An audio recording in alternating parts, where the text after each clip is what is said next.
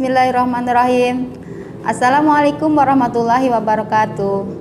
Apa kabar anak-anak hebat semua hari ini? Semoga kalian selalu dalam kondisi sehat walafiat ya. Bertemu lagi dengan Bu Aisyah. Pada kesempatan ini Bu Aisyah masih akan membahas pelajaran bahasa Indonesia. Materi yang akan kita bahas adalah tentang menceritakan informasi berdasarkan gambar yang diamati. Informasi dapat diperoleh dari gambar dan juga dari teks. Tapi pada kesempatan ini kita akan bahas materi sesuai dengan materi, yaitu informasi yang diperoleh berdasarkan gambar.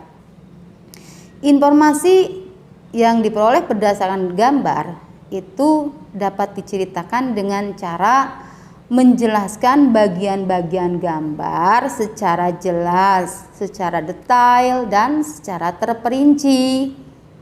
Selain itu, harus kita sampaikan juga gagasan pokok yang tentunya harus sesuai dengan gambar. Jadi, kita harus terlebih dahulu membuat penjelasan singkat gagasan pokok atau inti dari informasi yang akan kita sampaikan, tentunya berdasarkan gambar. Mungkin di sini perlu Ibu jelaskan kembali tentang apa sih gagasan pokok. Tentunya anak-anak masih ingat ya, gagasan pokok adalah topik yang dibahas pada suatu teks atau pada suatu gambar. Bisa juga gagasan pokok itu inti dari suatu paragraf.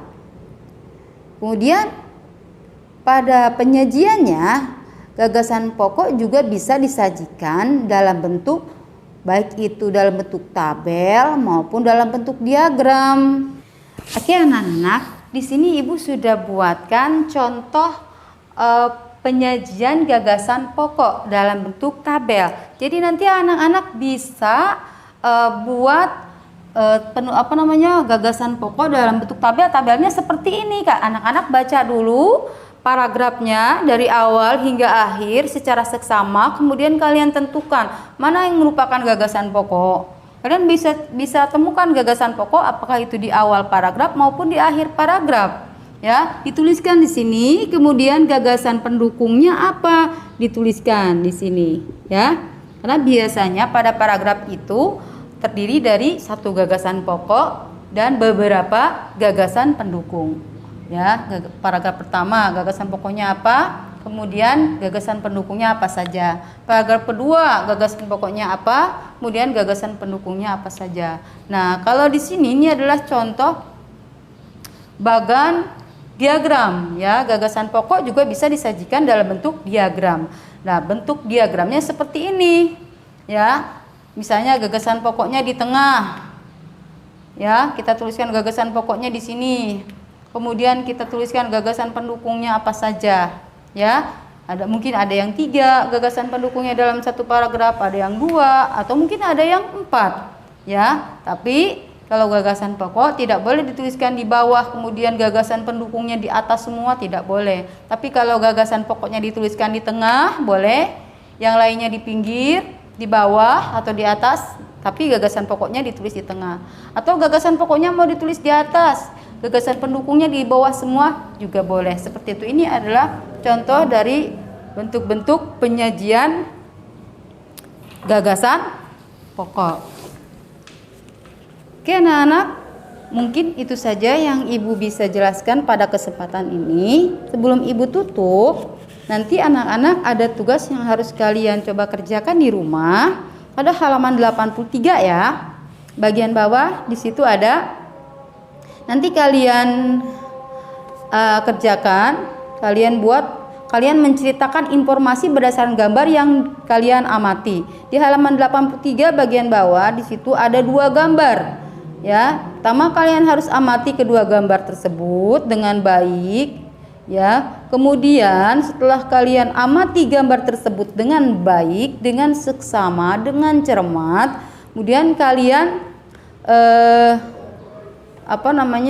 tentukan informasi yang kamu peroleh dari kedua gambar tersebut apa. Kemudian setelah itu, buatlah gagasan pokok yang sesuai dengan kedua gambar tersebut. Apa tadi gagasan pokok? Inti cerita dari gambar atau topik yang diceritakan dalam gambar tersebut apa. Setelah itu, baru kalian tuliskan sebuah paragraf dari masing-masing gambar tersebut.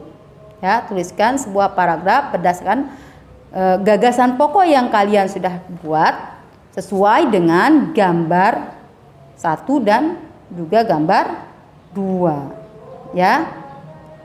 Oke, anak-anak paham? Ya, jadi kalian buat gagasan pokok dari gambar 1, gagasan pokok dari gambar A ya di sini, dan gagasan pokok dari gambar B.